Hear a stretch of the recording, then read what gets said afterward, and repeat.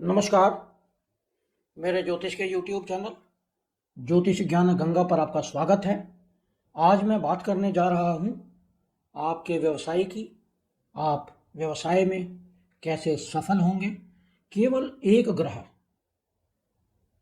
Only one planet will tell you how you can become a successful person. एक ग्रह बताएगा आपको आपके व्यवसाय और जीवन में सफलता के सूत्र। यदि आपने हमारे चैनल को सब्सक्राइब नहीं किया है तो इसे सब्सक्राइब कर लें। साथ में नोटिफिकेशन बेल को अवश्य दबाएं जिससे आने वाले सभी वीडियो आपको मिलते रहे। इस वीडियो को पूरा देखें क्योंकि आज हम एक नया टॉपिक जो बहुत कम लोग डिस्कस करते हैं उसको डिस्कस करने जा रहे हैं। आज मैं बात करूंगा आपसे जैमिनी ज्योतिष की।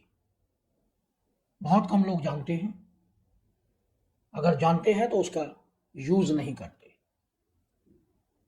जैमिनी ज्योतिष जिसमें 7 कारक होते हैं, जैसे आत्म कारक, अमात्य कारक, भ्रातृ कारक, मातृ कारक, पुत्र कारक, ज्ञाति कारक और दारा कारक।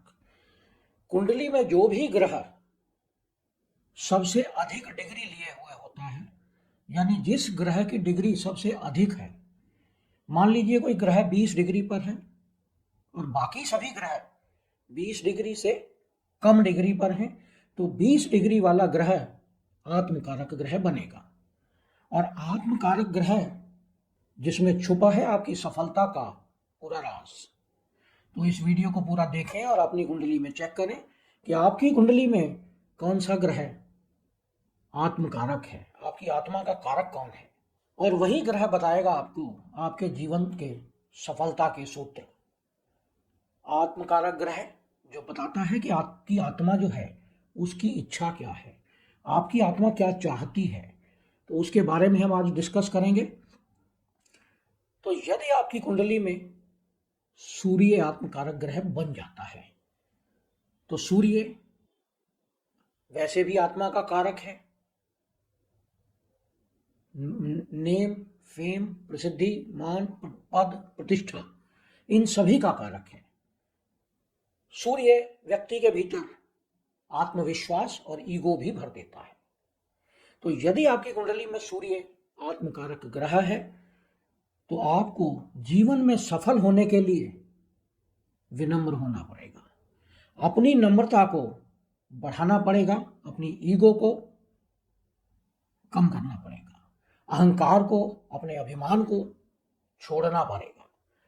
और सूर्य जैसा कि हम जानते हैं पिता का कारक है, तो आपको अपने पिता, अपने बुजुर्ग या अपने घर के जो भी बड़े लोग हैं, यदि आप उनका सम्मान करते हैं तो यकीनन सफलता आपके कदम चूमेगी।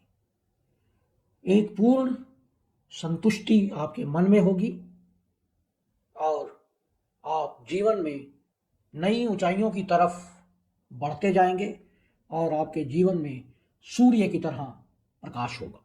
यदि आपकी कुंडली में चंद्रमा आत्मकारक ग्रह है, यानी आपकी कुंडली में चंद्रमा ऐसा ग्रह है जिसकी सबसे ज्यादा डिग्री है, तो चंद्रमा मां का कारक है, सुखों का कारक है, हमारे मानसिक स्थिति का कारक है। तो यदि आप अपनी मां की बात सुनते हैं, उनकी रिस्पेक्ट करते हैं, साथ में सभी के साथ प्रेम संबंध बनाकर चलते हैं, यानी किसी को हर्ट नहीं करते, किसी को दुख नहीं पहुंचाते, क्योंकि चंद्रमा सुखों का कारक है। पीड़ितों और जो लोग वंचित हैं, परेशान हैं, उनकी सहायता करते हैं, हॉस्पिटैलिटी का काम करते हैं। तो निश्चित रूप से चंद्रमा आपको नई ऊंचाइयों तक ले जाता है।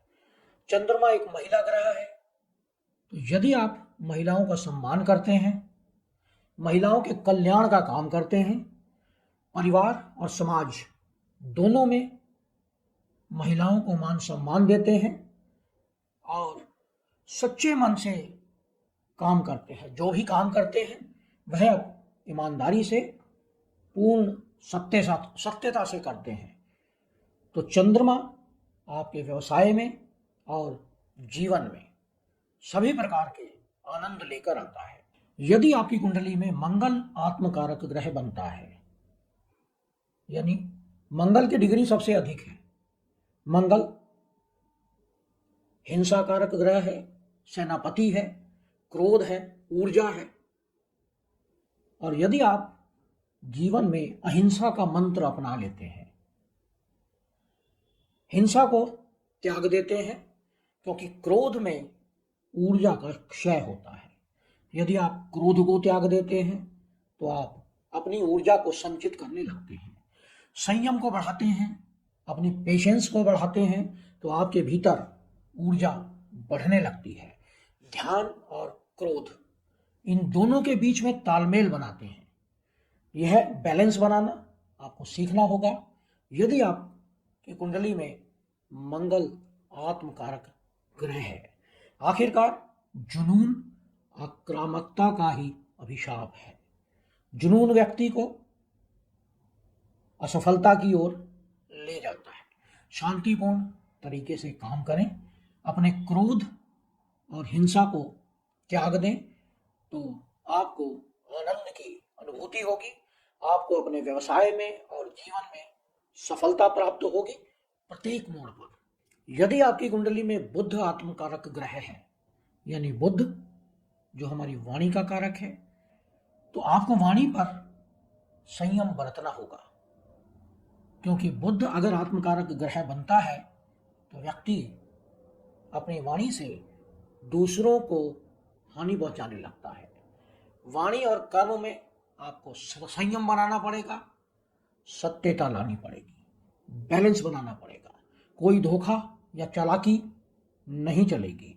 चालाकी से जो भी आप वाणी का प्रयोग करते हैं उसको आपको छोड़ना पड़ेगा।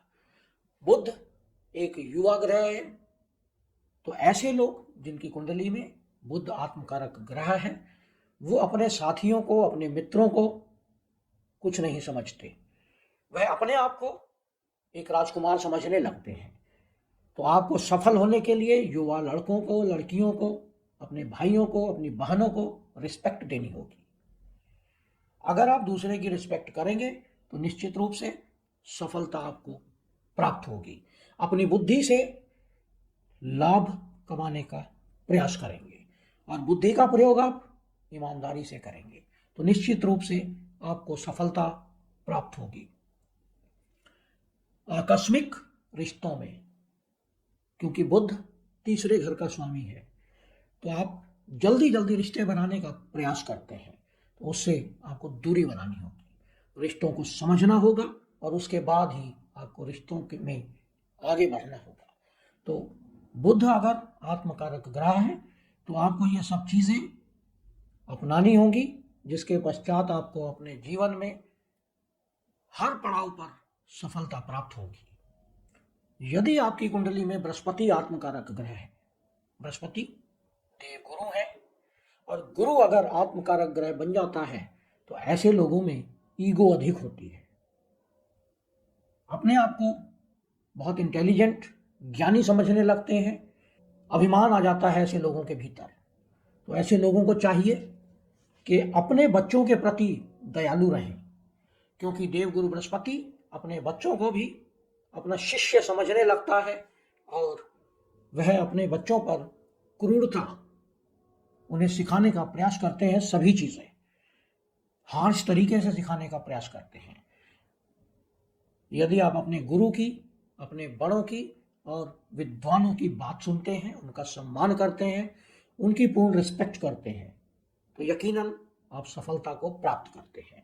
अपनी बुद्धि को एक कर्तव्य के रूप में प्रयोग करें और दूसरों के दिए गए सुझावों को ओपन माइंड से स्वीकार करें, क्योंकि आत्मकारक गुरु दूसरों के दिए गए सुझाव को एक्सेप्ट करने को तैयार नहीं होता।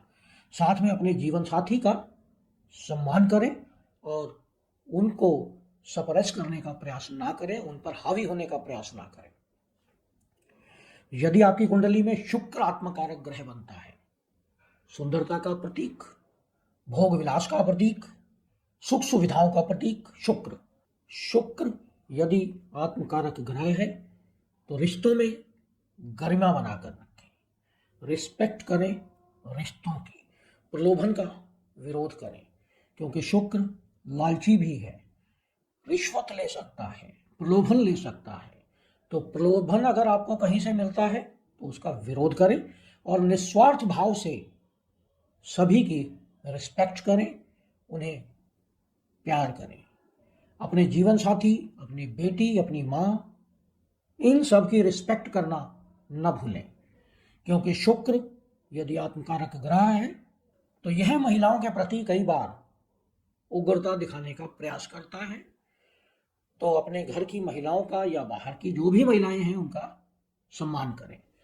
कोई अतिरिक्त वैवाहिक संबंध या नाजायज संबंध और वासना, विलासिता जैसी अन्य बुरी आदतों से दूर रहें, तो निश्चित रूप से आप सफलता प्राप्त करेंगे और जीवन में, आपके व्यवसाय में और आपके जीवन में सभी प्रकार की ऊंचाइयों को आप छू पाएंगे। यदि आपकी कुंडली में शनि आत्मकारक ग्रह बनता है, शनि मेहनत का प्रतीक, न्याय का प्रतीक, लोअर क्लास या जो वंचित क्लास के लोग हैं उनका प्रतिनिधित्व तो शनि करता है। जीवन में सभी प्रकार की चुनौतियों को स्वीकार करें, चुनौतियों से घबराएं नहीं। शनि धीरे चलता है, स्लो चलता है और व्यक्ति को आलसी भी बनाता है, तो अपना आलस्य त्याग दें। यदि आत्मकारक ग्रह शनि है तो आप आलसी हो सकते हैं, अपने आलस को त्यागें, अपने दायरे से बाहर आए, कुएं के मेंढक ना बने, कुएं से बाहर निकलें, कड़ी मेहनत करें और अनुशासन में रहें। जीवन में जो भी पीड़ित व्यक्ति हो, वृद्ध व्यक्ति हो, वंचित हो, गरीब हो, उनकी हेल्प करें, न केवल अपने स्वास्थ्य की बल्कि दूसरों के स्वास्थ्य का भी ध्यान रखें। अपनी हेल्थ का प्रॉपर मैनेजमेंट करें, दूसरों के दर्द को समझें, कभी भी दूसरों के दुखों का कारण न बने, दूसरों के दुखों को निवारण का कारण बने। तो शनि आपके व्यवसाय को, आपके जीवन को अनंत ऊंचाइयों तक ले जाएगा। तो यह था विश्लेषण आत्मकारक ग्रह का। आत्मकारक ग्रह आपको जीवन की नई ऊंचाइयों तक ले जा सकता है। यह विश्लेषण आपको कैसा लगा इस पे कमेंट करें।